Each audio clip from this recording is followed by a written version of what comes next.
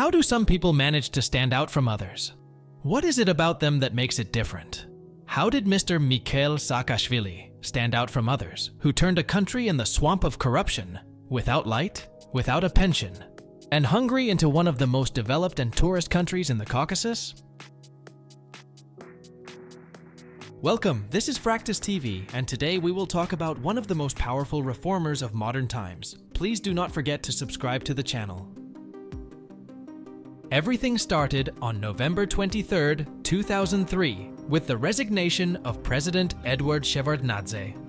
In the presidential elections of Georgia held on January 4, 2004, Saakashvili received 96.27% of the votes, and on January 25th, after the inauguration, he became the third president of Georgia. At that time, he was the youngest head of state in Europe, who assumed the duties of the president at the age of 36. The charismatic US-educated lawyer became a darling of the West, promising to turn a country racked by more than a decade of political turmoil, civil war, endemic poverty, and institutional corruption into a democratic success story. In 2005, then US President George Bush hailed Georgia as a beacon of democracy. And the same year, Saakashvili was nominated for the Nobel Peace Prize by then US Senators Hillary Clinton and John McCain. He was a very ambitious commander who had a lot of plans to transform a swamp country into a normal, developed tourist favorite. However, he knew that to achieve all this, his team would have to deal with the biggest obstacles. Although, of course, his team was already ready for this. The main condition of Saakashvili's election platform was to fight corruption and increase social assistance. It was precisely his first fight against corruption that started, because he was well aware that if he could not get involved in corruption, he would not achieve anything. Since the breakup of the Soviet Union, Georgia had been known for its levels of corruption, especially in its police force.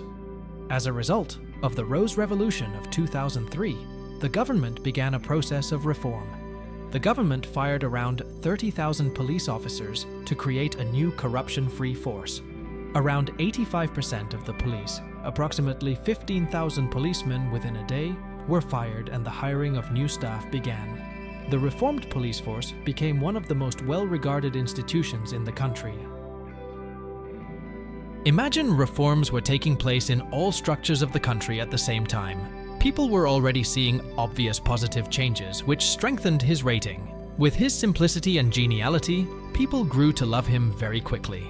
By 2009, the reformed MIA had undergone such a revolutionary change that it ranked as the third most popular Georgian institution after the Georgian Orthodox Church and the Army, according to a poll conducted by the International Republican Institute. Saakashvili had the political momentum behind him to force through his reform agenda. He had the political capital necessary to tackle the problem. He had won the January 2004 presidential election in a landslide. Police reform was his administration's signature initiative, the opening front in what his campaign had promised would be a government-wide anti-corruption crusade. In 2003, when the government was newly elected, the state budget was zero. Thus, there were lack of necessary funds required for the reforms to be carried out. This eventually led the government to reach out to partners to raise the necessary funding. International agencies, such as the UNDP, the EU, and the Soros Foundation, combined to provide funding for police salaries. The subsequent reforms of the police aimed to regulate the economy, initiating privatization, and promoting businesses by lowering taxes, and in some cases, abolishing them altogether. Foreign investors were enticed with attractive offers, including tax incentives and other investment-friendly policies, to attract as much investment as possible. Additionally, Saakashvili recognized the importance of developing agriculture for the country's overall progress. He implemented measures such as providing subsidies to farmers and offering various incentives on equipment and fertilizers. To enhance local expertise, farmers were both brought in from abroad and locally trained. By 2006, as the country's budget slowly took shape, it became necessary to transition to the next stage, Saakashvili initiated the restoration of cities, with notable examples including the Jewel of Black Sea, the city of Batumi, as well as Kutaisi, Mestia, Siknagi, known as the City of Love, and others. The renovated cities gradually started to attract tourists, and the number of visitors increased year by year. Saakashvili actively promoted the country, personally advertising it wherever possible. He hosted world leaders, showcasing the rich culture and beautiful nature of the nation. Until 2008, everything was going well. The economy was growing, people were satisfied, and positive changes were evident in the country. By then, everyone had access to electricity and gas at home, which was unthinkable before 2003. However, Moscow certainly did not like Georgia's rapid development and its aspiration towards Europe. In the backdrop of these circumstances, the relations between Russia and Georgia became increasingly tense. On August 7, 2008, part of the military forces of the Russian Federation violated Georgia's sovereign border and invaded the country. The war began with an intense artillery bombardment of Georgian villages by Ossetian separatists backed by the Russian military, violating the 1992 Sochi Agreement. To halt the attacks on Georgian villages, Georgian military units entered the conflict zone on August 7th and soon occupied the city of Tskinvali, which was controlled by separatists. After 5 days of heavy fighting, Georgian troops had to retreat from the Tskinvali region. Simultaneously, Russian and Abkhaz forces attacked the Kadori Valley. The Russian fleet blockaded a large part of Georgia's maritime waters, and the Russian Air Force bombed various objects in the conflict zone and beyond. The cities of Poti, Zugdidi, Senak, and Gori, among other areas, were temporarily occupied by Russia. On August 12th, at the request of the President of the European Union, France, the parties to the conflict reached a ceasefire agreement, which Georgia signed in Tbilisi on August 15th, and Russia signed in Moscow on August 16th. After the signing of the agreement, Russia withdrew most of its troops from Samegrelo and Shida-Kartli regions, but created buffer zones along the occupation line of Abkhazia and South Ossetia, and left observation points in Poti, Senak, and Perev. On August 26, 2008, Russia declared the independence of South Ossetia and Abkhazia. Russia completed its withdrawal from the remaining territories of Georgia on October 8th. However, as of 2023, the Russian Federation continues to occupy Abkhazia and the Tskinvali region.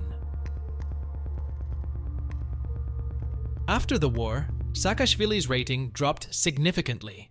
In the extraordinary presidential elections of 2008, Saakashvili received 53.47% of the votes and became the president of Georgia for the second and last term. Following the conflict, the population was divided into two parts.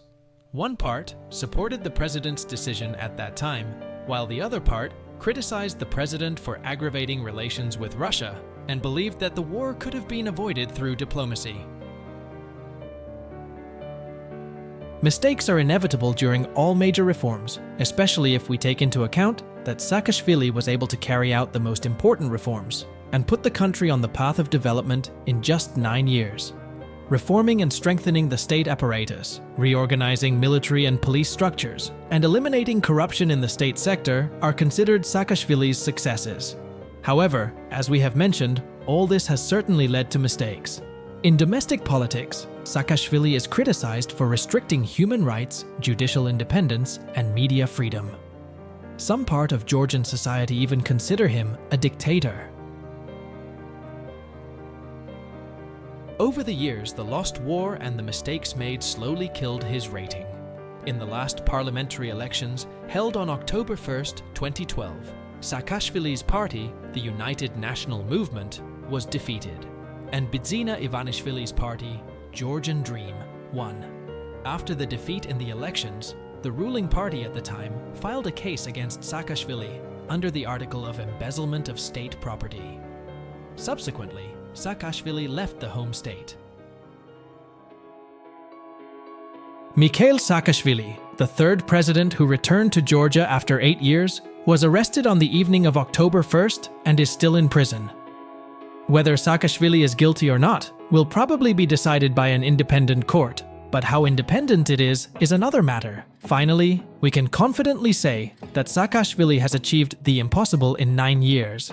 He created a safe and orderly country, where absolutely all the main structures work properly. From a broken country full of thieves, where there was no electricity or gas, and people stood in line to buy bread. After the successful implementation of the visa liberalization plan with the European Union in 2015, which allows visa-free travel for Georgian citizens to 28 Schengen member countries, starting on March 28, 2017. The Council of Europe granted Georgia the status of a potential candidate on January 23, 2022. The greatest contribution to all of this belongs to Saakashvili's team.